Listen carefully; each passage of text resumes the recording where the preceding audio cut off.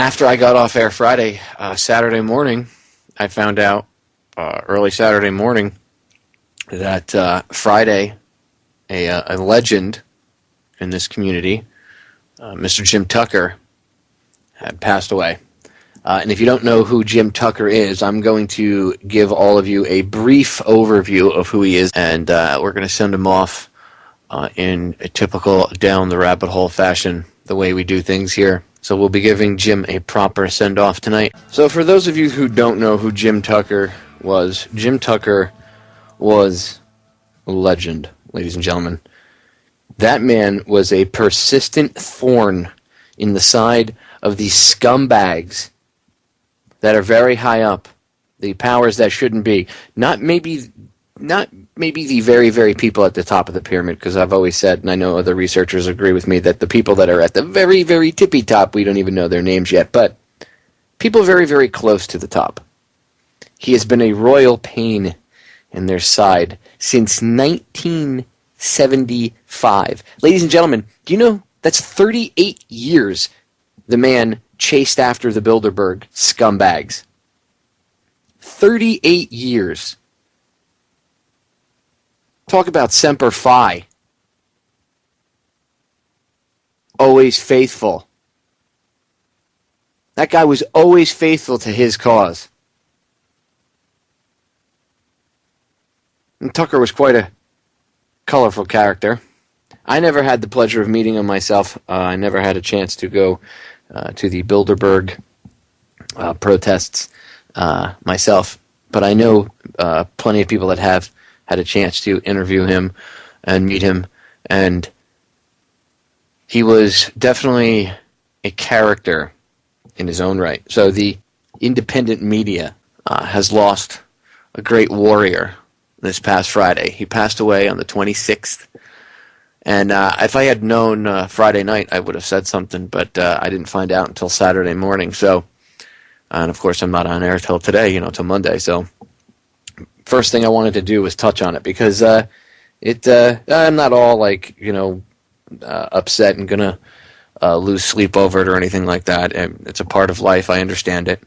But it is kind of sad when you lose a good warrior like Jim. He was definitely, they broke the mold when they made Jim Tucker, and he was I don't know how to describe him other than he was Jim Tucker, because they broke the mold when they made him.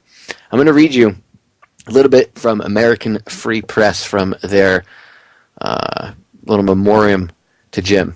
And this is posted right up on their site. American Free Press is where Jim used to write for I don't know, I would assume at least 20 years or something like that. I think it goes into detail when he exactly started writing for them, but I would say at least 20 years he's been writing for them, if not longer.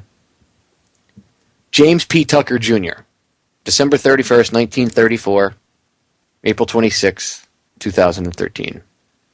Famed Bilderberg hound, author of Jim Tucker's Bilderberg Diary, which is a book I suggest that you get. Again, the title is Jim Tucker's Bilderberg Diary. Passed away yesterday, and this was written Saturday, so Friday. Passed away Friday due to complications he suffered following a fall in his home. A proper tribute to Tucker will be rendered next week when the front page of the American Free Press newspaper will be dedicated to Jim. The thoughts and prayers from all of us at American Free Press go out to his family and friends. Thank you, Tucker, for all that you did to shine the light on the criminals of Bilderberg. And then Michael Collins Piper wrote an article about Tucker, which I'm going to read a little bit from. Our good friend Jim Tucker is gone, but he may get his last laugh on David Rockefeller, by Michael Collins Piper. Jim Tucker's only regret was probably the fact he didn't outlive his sworn nemesis of more than a quarter of a century, international banker David Rockefeller. And I'm going to interject here. You know what? I can say that at least Jim wasn't being rolled around in a wheelchair with a crap bag strapped to him. So, Jim, you went with your dignity. Rockefeller, the only thing he's conquering right now is not pooping on himself. So, oorah to Jim and screw David Rockefeller. The colorful former editor of American Free Press and still a continuing correspondent for this newspaper. Tucker died at a hospital in Virginia on April 26th at age 78 following complications arising from injuries received after falling down the steps in his home while in the company of his family. Best known for having trailed the aforementioned Rockefeller and the members of such high-level power groups such as the Council on Foreign Relations, the Trilateral Commission, and most notably the Bilderberg Group, literally all over the planet for decades. The legacy of the North Carolina-born, self-described country boy as a hard-driving investigative reporter is one that is hard to rival. Prior coming to work in Washington, D.C. in 1975 as managing editor of the newly launched national weekly, The Spotlight, Tucker had been, by his own admission, a conventional journalist with a wide range of experience in the mainstream press, largely confident that the big media in America was doing its job, bringing readers the news they needed to know. He was sports editor of the Northern Virginia Sun, managing editor of the Daily Tifton Gazette in Georgia, managing editor of the Radford, Virginia Daily News, copy editor of the Richmond, Virginia Times-Dispatch, night editor of the Washington Daily News in the nation's capital, managing editor of the Martinsville, Virginia Bulletin, and news editor of the Akron, Ohio Beacon Journal. However, the day that Willis Carto, treasurer of Liberty Lobby, the populist institution that published The Spotlight, called Tucker into his office and described to Tucker the little-known history of the Bilderberg meetings, Tucker's worldview, particularly from his perspective as a journalist, changed forever. Now, from that point, Jim started chasing the Bilderberg group and, going after them and writing about them. And if it weren't for him, people like myself, Alex Jones, and others might not know. Well, in fact, we wouldn't know the things we know because it was Jim's insider connections and his leaks here and there that got us the information that we know. People used to leak information out all the time to him. You didn't see CNN or Fox News getting tips. Of course, they wouldn't give them anyway. I mean, their executive producers and whoever were actually higher than that. But the people like Roger Ailes and the rest of them probably have been in there at least once or twice, or maybe editors somewhere over at a Council on Foreign Relations meeting. Oh, you don't believe me? You think I'm being tinfoil hat? Seriously, you should go look it up. Go look into it.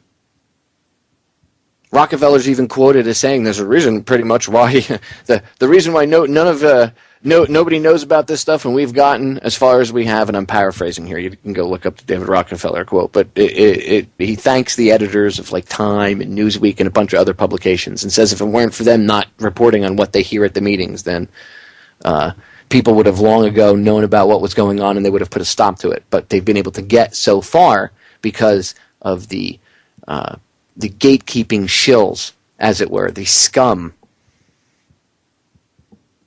And Tucker didn't bow down to these people. He stood up. He wasn't afraid to take these people on. I mean, Jim Tucker got shot at. They tried to kill him numerous times. You think that chasing the Bilderbergs all those years, you don't think they screwed with him and tried to take him out a couple times? Of course they did. And he still persisted. He didn't care. Because they were bad. He knew what they were doing was wrong. And Tucker made a stand. Regardless of whether or not you like his gruff approach to things, or some of the things that he might have said when he was a little tooted, Tucker had a brass set that wouldn't fit in the back of a dump truck. Okay, that's just the way it is. So, with that in mind, I want to give Mr. Tucker a proper military-style send-off in typical down-the-rabbit-hole fashion here. And, of course, anybody that listens to the YouTube archive later on down the road, you guys will have to, and this part will be edited out. It'll go from me talking to me talking. What I'm about to play won't be there because YouTube always blocks it on copyright grounds. But I'm going to play this for Tucker, so I appreciate if everybody just give a 3 minutes and 20 seconds of their time to honor Mr. Jim Tucker. Here is Amazing Grace on the bagpipes. This is for you, Jim.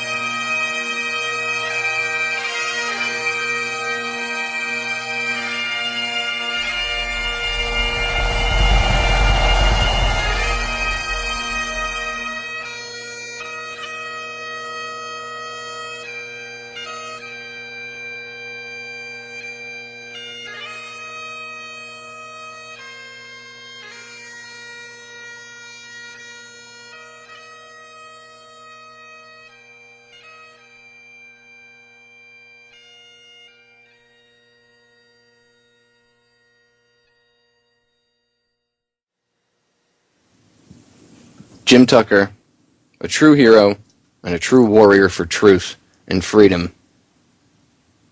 Fair winds and following seas, Jim. Bravo Zulu, Semper Fi, and Semper Parata, sir.